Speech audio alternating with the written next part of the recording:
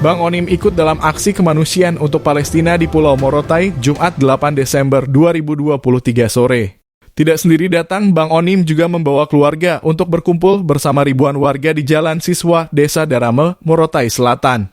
Bupati Morotai Muhammad Umar Ali dan istrinya, Nurlela Muhammad, PLT Sekda Morotai Suryani Antarani dan sejumlah pimpinan OPD juga ikut hadir dalam aksi tersebut.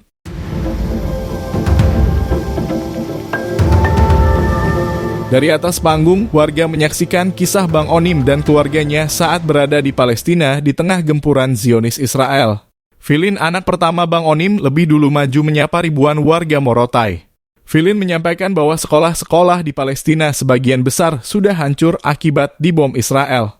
Sehingga, dia dan teman-temannya sudah tak bisa lagi bersekolah. Sekolah Filin sudah hancur, doakan kami semua warga Palestina, ucapnya. Filin pun mengajak ribuan warga bernyanyi untuk Palestina. Aksi ini dikawal ketat aparat keamanan.